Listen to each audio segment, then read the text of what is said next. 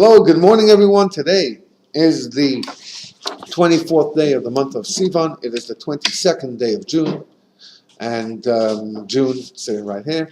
And we are continuing our discussion in the book called The Four Worlds. And we are in the midst of discussing different levels in heaven based on anecdotes that are discussed in the Talmud, in the Midrash, from the sages, and from other sources about different levels. And so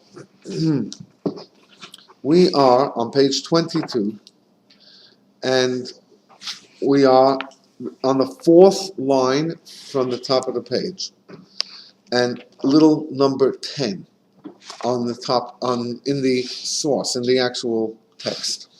So right by where number 10 shows up. No, well, in here, yeah. I see. Yeah. Rabbi, so he's brought various stories of people who had different levels of heaven and so on. Rabbi Joshua, son of Levi's, visit to the Garden of Eden. Says the footnote, see Ketubot 77b. Rabbi Joshua ben Levi was granted permission to visit Gan Eden. He was a great Talmudic saint, and one of the greatest, a really righteous, saintly, sacred kind of man.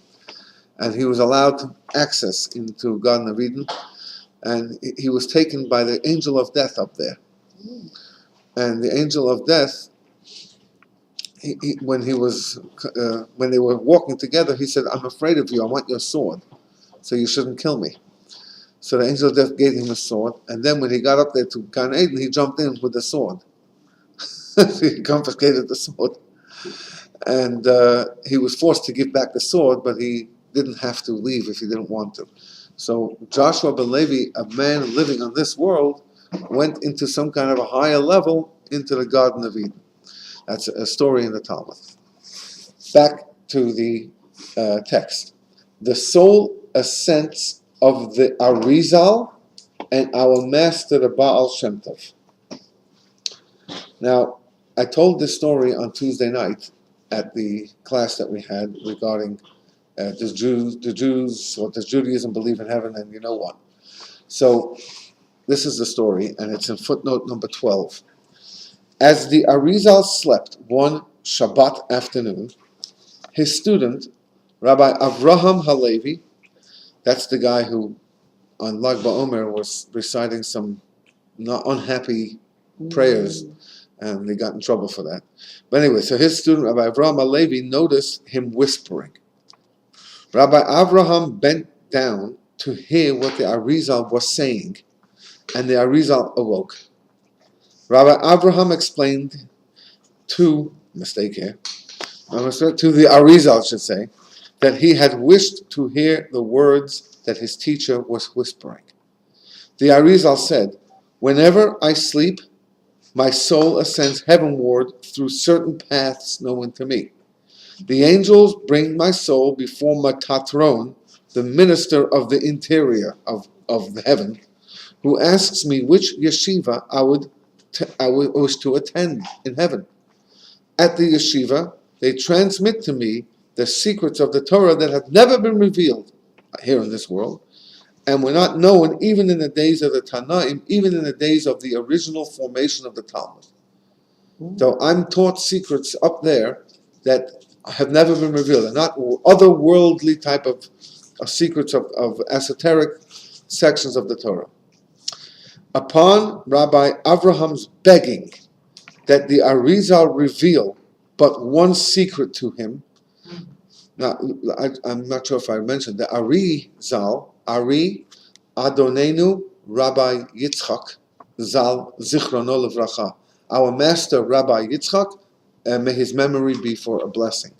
Rabbi Yitzchak Luria, the Ari, was one of the seminal disseminators of Kabbalah, and he lived in Tzfat for the last 2 or 3 years of his life. He was instructed to go to Tzfat, where all the Kabbalists, they were all holy, sacred men, were all younger than him, much younger than him. And he became their de facto leader immediately, and teacher. and he lived in Tzfat. He carved out a mikveh from a natural spring running through a cave in the mountain, in a mountain there, and that mikveh exists till today. It's not just exists; it's active. You can dip in that freezing water. It's just freezing cold, but it's you jump in and out. Nobody got sick from jumping in there, and especially if you go in the summertime where it's like 95 degrees outside on that mountain, and you don't even need. Well, it's not quite refreshing. It's just so freezing cold that it takes your breath away. But when you get out, it's refreshing, just for a couple of minutes. Then you get dried up. I went in there one summer when it was really hot, 81, I think, and I came out, and within 5 minutes, I did not dry myself. I just put my clothes right on me. Within 5 minutes, I was dried up and. Well, there's no humidity there. Not there. It's on the mountains there, right? So he's buried, not maybe 150 feet from that mikveh. So his gravesite is there as well, together among all his students, or many of his students. This is the Arizal. So upon Rabbi Avram's begging that the Arizal reveal but one secret to him, the Arizal laughed and replied, I testify by heaven and earth, if I were to live 80 consecutive years without exaggeration, to relate what I learned this time, just this one time, on the subject of Bilam's donkey, I would not be able to conclude. If I had 80 more years and to teach you just about this one thing that I learned about Bilam's donkey, how long could he have slept for? Right. About Bilam's donkey, I wouldn't have enough time to finish explaining the secrets that I studied them. In other words, when you're in a soul level, there is no limitations of time or of comprehension necessarily, and he can do everything very quickly. But it would take him 80 years to explain it. Who was Bilam's donkey? It's in next week's Torah portion. Bilam was a prophet the non-Jewish prophet. The Torah at the very end says, the last 2 or 3 verses, it says that there was never a prophet among the Jewish people like Moshe, who God knew face to face. So there was never a prophet like Moshe among the Jewish people. So that the sages ask, what do you mean among the Jewish people? Where else was Moshe? Mm-hmm. It was never a prophet like Moshe among the Jewish people. Why do you have to add that B'Yisrael, among the Jewish people, when there was never a prophet like Moshe? Just say that. And the answer is because by the Jewish people, there was never another prophet like Moshe. But by the non-Jewish people, they had someone who may have been even superior. And this was Bilam. But he was a doofus. And he had too much to do with his donkey, or a female donkey, which we call. Anybody know what a female donkey is called in English? Yes. What? Yeah, an ass. Yeah, you're right. Just be careful how you say that word. It's an ass. A-S-S. That's a female donkey. A male donkey is? A jackass. A mule is a mixture between a horse and a donkey. Right. No, a male donkey is a donkey. Female donkey is an ass. Anyway, that's where that word came from, by the way. That's where jackass came from. That's exactly where all of that came from. Male. Anyway, so the Bilam had a female donkey, and according to our sages, he was also quite busy with that donkey as well. He might have grown up in Alabama, Mississippi, or something. Anyway, Don't let anybody hear you say that. That was just an absolute southern type of joke. Anyway, Alabama contingency will come walk around the house. And he was a prophet, and his prophecy was very, very heavy, and he has a buddy called Balak, which is the name of next week's Torah portion, named after one of the more wicked people in this world. Balak becomes the king of Moab, although he was really a Midianite. And so he gets all the Midianite people, and the Midianites were known for just they're no good. And we were people of strife and people of immorality and so on. And so Balak, who was a Midianite man, ends up it's like Hitler, who was from Austria, becomes all of a sudden a German. This guy was from Midian, and he gets to Moab, and he becomes the king over there, and he says, I got these Jewish people here, millions of them around here. They're going to get in there. They're going to finish me off like a bull finishes off a field. It eats up all of the grass, it pulls it out from the roots, and I got to take care of them. Well, what am I supposed to do here? So he calls his buddy Bilam. He sends an entourage, and he calls his buddy Bilam, and he says, "Can you come and curse these people for me? Your curses always work." Bilam says, "I'll wait, stay overnight. Let me think about it." God only appears to him at night. Like, God has sort of no choice. All right, at nighttime. And he says, "I want to go." And it says, "Don't go. Don't curse them. Don't do anything. Just stay away." So in the morning he gets up and he says, "I can't go with you because you guys are not important enough for me." You see, he doesn't say the truth. He says, "Not important enough for me." So they go back, and Balak sends more important people. So he says, "Stay overnight." God comes to him that night, and he says, "Can I please go?" And God says, "I already told you not to go." He says, "But I want to go." God says, "Look, I can't stop you from doing what you want to do. Go. If you want to go, go." But God is unhappy with him because he was not following what God wanted him to do. And so God sent an angel to divert him. He diverted the donkey, but Bilam didn't see the angel. He only realized that the donkey is going the wrong path. So he took his stick that he had in his hand and he smote the donkey once, and then a second time. Another time he hit the donkey, then the third time again he hit the donkey.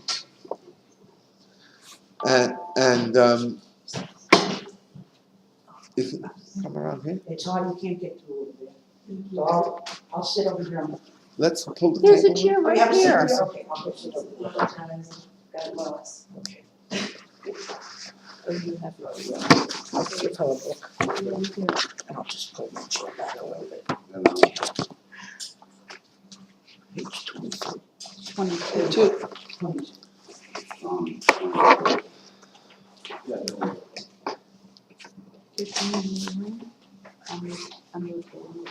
So the end of the story is after hitting the donkey 3 times, she says to him, "What did you just hit me 3 times for?" Like he starts talking to him. And he says, "Because you went off the way. If I would have my sword in my hand, I would have killed you now." So the donkey says back to him, "I have been with you since day one. Have I ever done this to you before?" And he says, "No." And he thus loses the only argument that a man ever had with an animal. He loses that argument. And he basically has egg in his face. At that moment, he sees the angel. And the angel says to him, why did you hit this donkey?"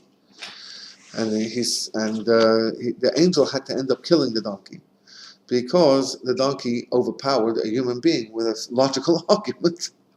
So that was the end of the donkey. However, and God, it says, and I'll say just teach it, God has compassion on humans, and therefore to lose an argument with an animal would be a terrible disrespect. So for the sake of the human, God put away the donkey.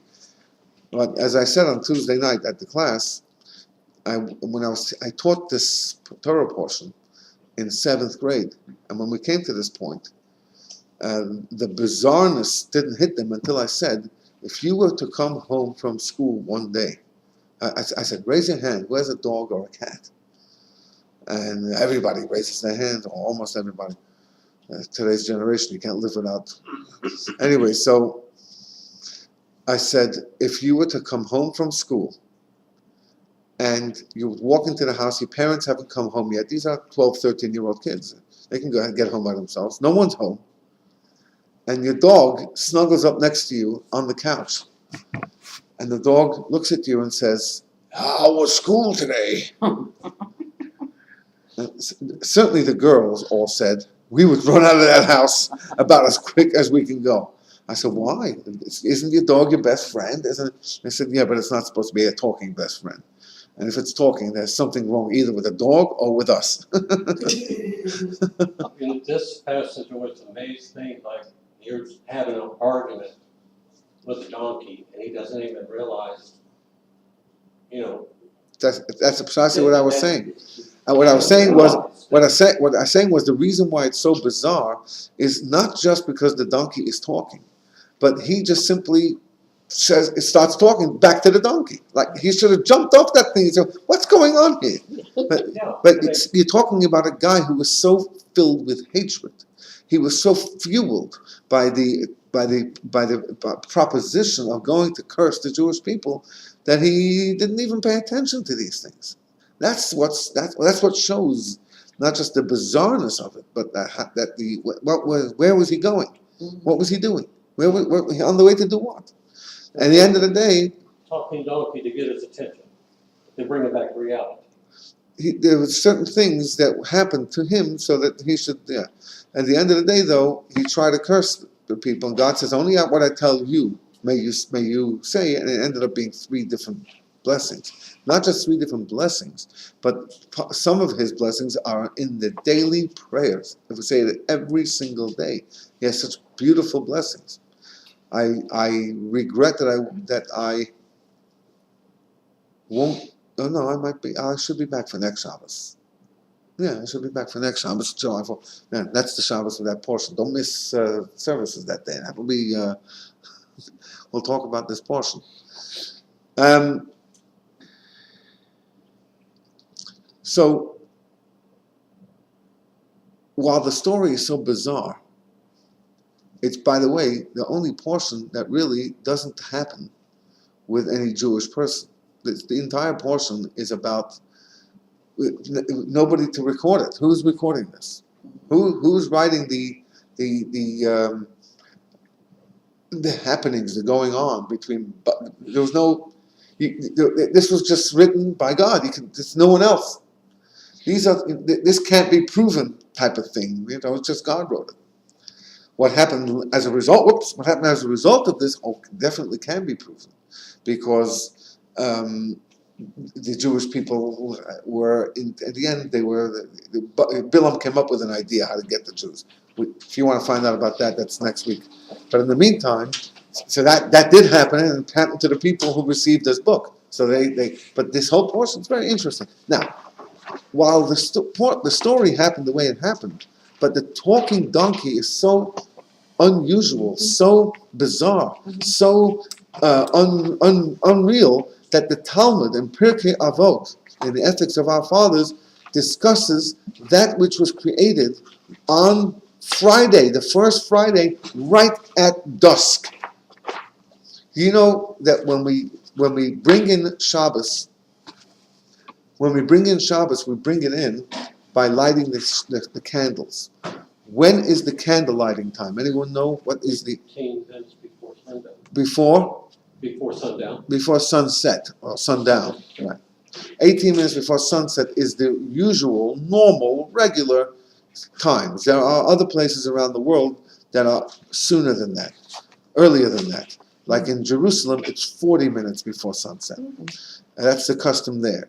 And different places may have different customs. The minimum is 18 minutes before the sun sets. What happens when the sun sets? It's Shabbos. Shabbos begins. When does Shabbos conclude? When does it end? 18 minutes after the sun sets. That is incorrect. No, it's 45 minutes. It's not 45 minutes. First star. It's not the first star. It isn't. No. But it's at nightfall. Now, when is nightfall? They say 3 medium stars, not big stars, but medium stars. And since we don't know the difference between bigger stars or medium stars or smaller stars, how are you going to know? Cloudy nights. Yeah, cloudy nights. So therefore, you need to have a time, not just so you need to have the time, and it's not 45 minutes. It could be in different places around the world. In Israel, it could be about 20 minutes, depending on the time of the year. Over here, it can be 35 minutes. It can be an hour. In England, it's over an hour between sunset and nightfall. Come. You can do it. I can't do it. No, you can't. And one giant step.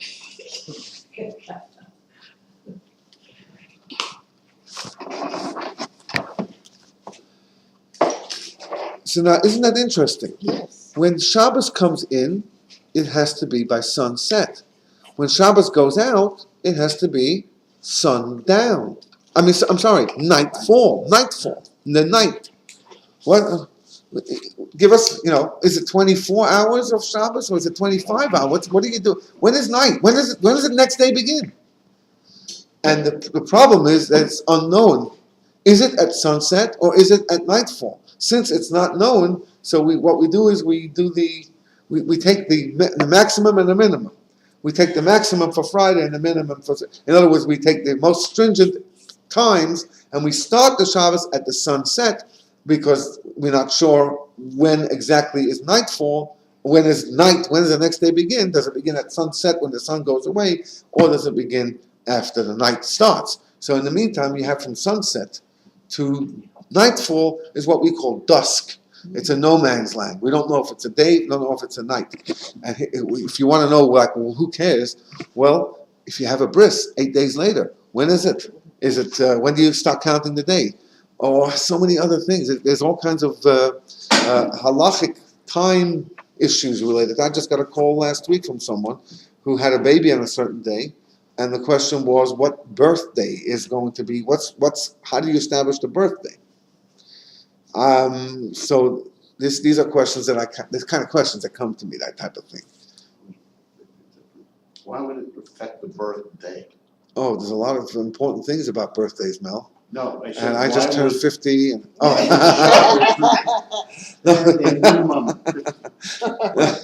the reason why it affects birthday because be it affected by starts at Shabbos? night. No, not by Shabbos. Every day starts at nightfall. Oh, okay. So the question is, what day? When is the day begun? Has it begun at sunset or has it begun at nightfall? These are technical issues that are discussed in all these different places that always come up because babies don't ask you what time to be born.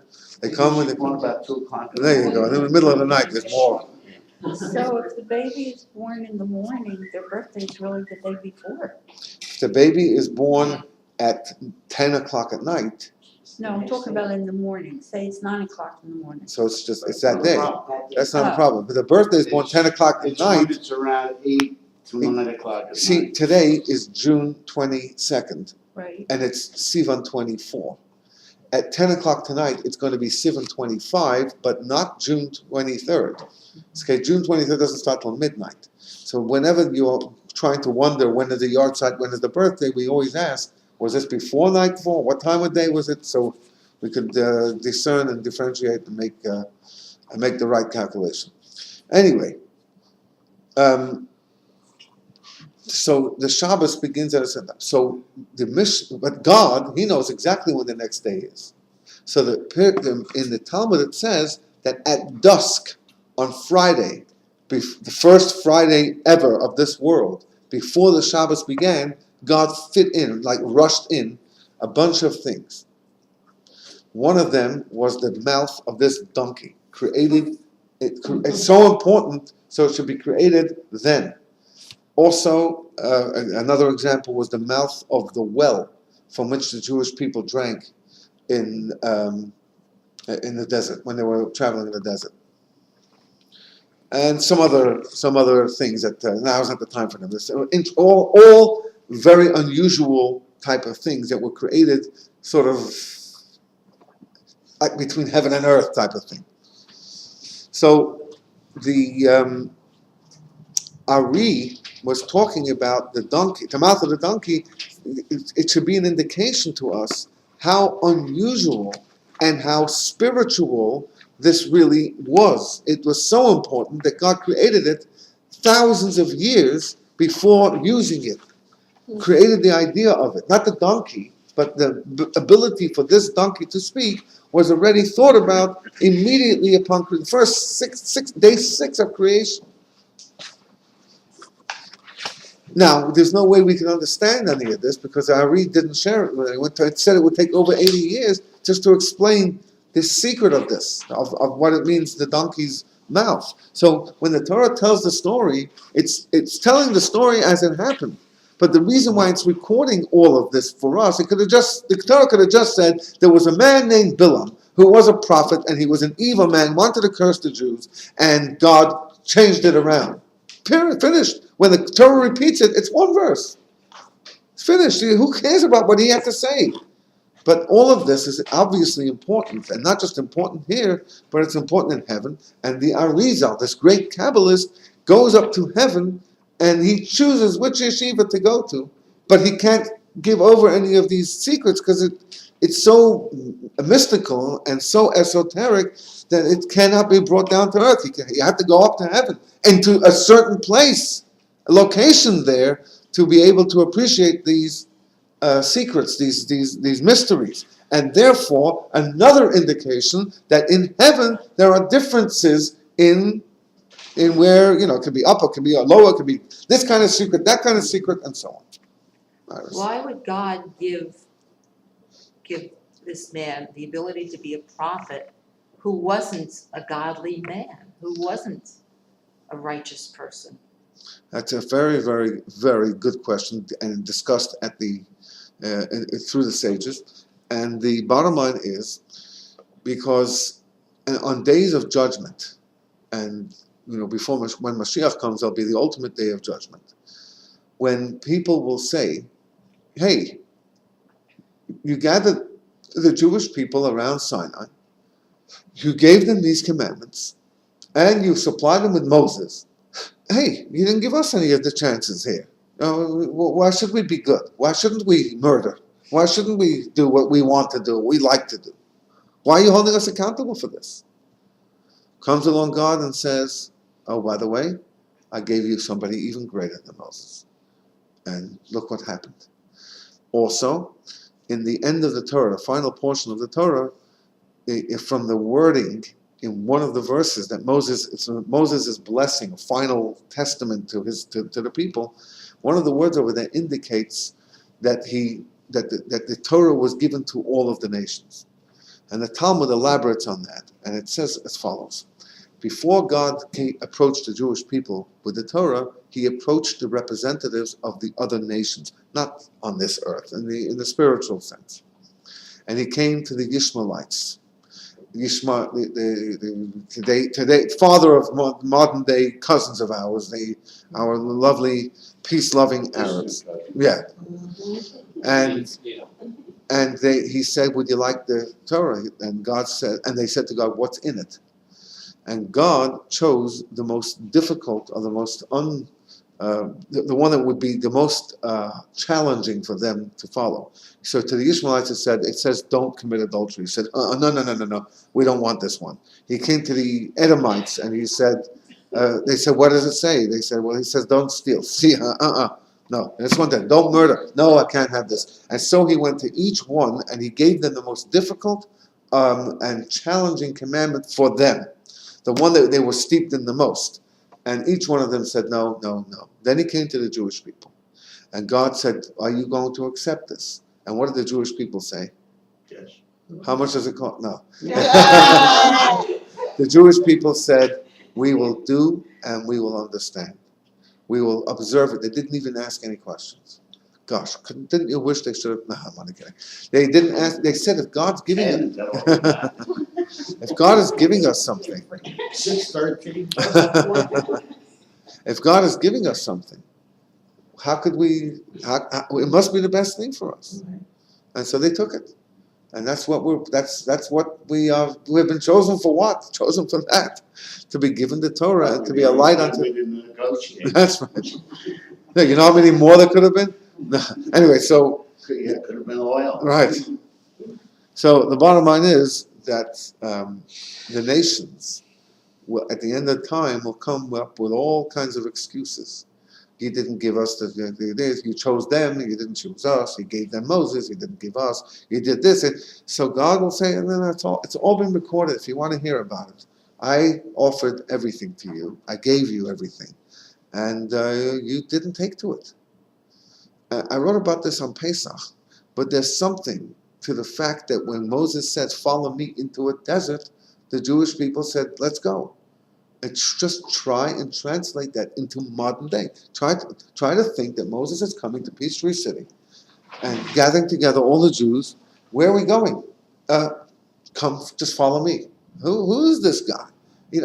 Just think about the practical side of it, not the historical side. Just think about what was going through the minds of these people.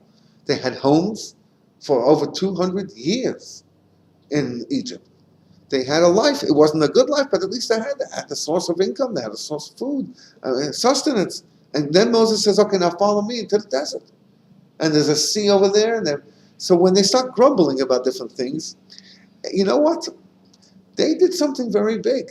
They did follow Moses. And it doesn't go unnoticed. Jeremiah says, "So says God, I remember the kindness of your youth. The love that you had for me when you followed me into the desert in an unsown land." So this is a praise for the Jewish people. Imagine if they would have said, "Oh, no, we're not going there. Just take us to Israel. What are we going there for?" They had to go all the way around and went through a desert. Even going to Israel, where are we going? What is this place? The Jews had been there for hundreds of years. Can't you just, after the story of Purim, shortly after the miracle of Purim, the Jews were let back into Israel to rebuild the temple. They built the second Beit HaMikdash, second temple. There were Jews who didn't go. They stayed. The Jews from Yemen are from the first temple times. Why? What do you mean why? We got settled in. Our children were born here. They know the language, they know the culture. I understand we go to Israel. You know what? We want to go. And Ezra penalized the Jewish people for not going. He made all kinds of business with them. This was a big struggle, and they ended up not going. You have to read the book of Ezra and the book of Nehemiah especially, if you want to see what happened over there. But there was a major struggle. Because once you're settled in a place, who wants to leave behind it?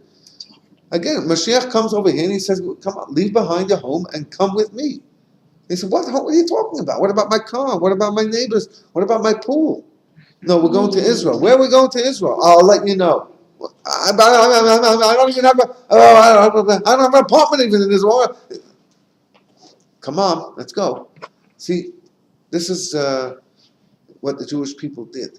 Obedience immediately. Yes, we're going. We're doing. Torah, yes. So the nations, when they come and complain, these are all points that will be pointed out to them. That you were given all the chances. You were given prophets. You were given the Torah. You were offered everything. You said no. All right. So don't come. No complaints now. All right. Number 13. This was about the Baal Shem Tov ascending in heaven. It's footnote 13 on page 23. See Keter Shem Tov in the beginning. Keter Shem Tov is the book of the Baal Shem Tov. The Baal Shem Tov, founder of the Hasidic movement, born in the year 1698, passes away in the year 1760. He passes away in the year 1760, yeah. Okay? So, see Keter Shem Tov. This refers to the time when the Baal Shem Tov ascended to the heavenly spheres and entered the chamber of Mashiach. There's a room up there where Mashiach hangs out. Mashiach, in whatever heavenly room that may be. And he was in there. That means it's rooms, different rooms. What did he do when he met Mashiach? So he asked him, "When will the Master come? What are you?" And Mashiach answered, "When your well springs will be spread to the outside. When the well springs of Hasidic teachings, the Kabbalah, and Hasidus will be out there, then I will come." And I think we've done a pretty good job of getting it out there now, especially if it's on the internet and all that. So we still ask, when are you coming? Okay, back to the page 22 in the text, at the little number 13. 3 lines for the end of the text. The visions of our fathers, our holy masters. Now, what's that? Go to footnote 14. See, for example, Sefer HaSichot, page 190. That's the book of discussions from the previous Lubavitcher Rebbe, who passed away in 1950. So he says like this: Rabbi Yosef Yitzchak, that's the name of the previous Rebbe, the 6th Rebbe of Chabad, he relates as follows. My father visited the Ohel, or the resting place, of his father. That the previous Rebbe's father was the 5th Rebbe. His father was the 4th Rebbe. So we're talking now the 4th Rebbe, who was buried in a little town in Belarus, White Russia, called Lubavitch. That's a little town. So he's buried, he's still there. So on Thursday, 16th of Elul, 5652. 5652 would be 1892. The last of the 7 festive days following the wedding of my aunt. He went there on that day, the last of the 7 days. On the following day, he visited the Ohel once again, remaining there for many hours, and upon his return, his eyes were swollen by tears. These 2 visits during the Sheva Brachot, or the 7 days of ceremony of celebration after marriage, were quite unusual. On Shabbat, my father delivered a Hasidic discourse and prayed for many hours. In general, his entire conduct on that Shabbat was considered out of the ordinary. A few weeks later, my father revealed the reason for his strange behavior. His custom was that after exerting himself in preparing a Hasidic discourse for recital in public, he would deliver it only after obtaining permission from above. Think about this. This is a Rebbe who was to deliver some Torah thoughts. He worked on it and got it, but he wouldn't say it until he received the permission from above to deliver that. He knew he had been granted permission. How did he know if he got permission? If the subject of the discourse had become one with him. In other words, he didn't have to think about it. It just came. It was part of him already. It was part of his psyche. He was ready. He was prepared. The Maimer, or the Maimer is Hebrew for Hasidic discourse, of that Shabbat, however, had not become one with him, even after much exertion. So he decided to visit the master of the subject, in other words, the one who had originally expounded the idea, which in this case was his father, Rabbi Shmuel. He took something from his father and he expanded on it, and since it was getting close to Shabbos and he didn't feel it yet, so he went to visit his father's grave. This required 2 visits to his father's resting place, which resulted in his finally succeeding to become one with the concept. After standing in prayer for hours at the resting place, that's when he became one with it. In return for this tremendous exertion, his father rewarded him. Now get this. That Shabbat was the 18th day of Elul, the month of Elul, which would be 12 days before Rosh Hashanah. That's also the birthday of the Baal Shem Tov, that day. His father told him, while he was at the resting place, his father said to him, "Come, let us go to hear a Torah discourse from the Baal Shem Tov." Now, the Rebbe is standing alive and well at his father's grave. His father is talking to him, communicating with him at the grave. And the communication was, "Come with me up in heaven to visit the Baal Shem Tov, who had passed away about 200 years before that." He took my father along. Later on, my father described the place where they went and commented that Gan Eden, the Garden of Eden, is a place of order. That means everything has its system there. Unlike Sheol, or the abyss, hell if you want, which is described as a place of imbalance. That's in the book of Ecclesiastes. My father related that on that Shabbat he heard 7 teachings from the Baal Shem Tov. Now, what are those 7? That all 7 teachings are recorded. Every one of those teachings are recorded. That means he recorded a teaching from the Baal Shem Tov about 150 years after he passed away. Now, we're just going to finish off the page 22 before you move.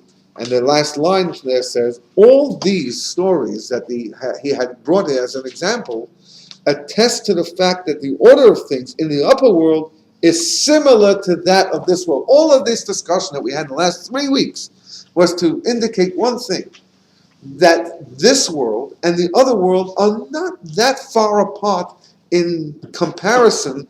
They are incredibly far apart in understanding how they work, but when you compare certain elements of this world to the other world, they are comparable. For example, that there is an upper and a lower here. That means in this world, every physical object occupies a space, occupies place. Every single thing in this world occupies place. And where this is, another thing cannot be. You either have to push it away or the other thing can't get in there. In the spiritual worlds, though, we know that there is no space. It's above space. Yet, there are differences. There's upper and lower. Or there is this one and that one. There's the Mashiach chamber, and then there's the Ari chamber that he went to study these secrets. And then there's the donkey, and there's all kinds of different things going on there. So this was to prove that even in heaven, where there shouldn't be any space, there still are differences and variances in levels and in worlds, if you will. And that takes care of that. Have a wonderful day. We intend to, because it's your birthday.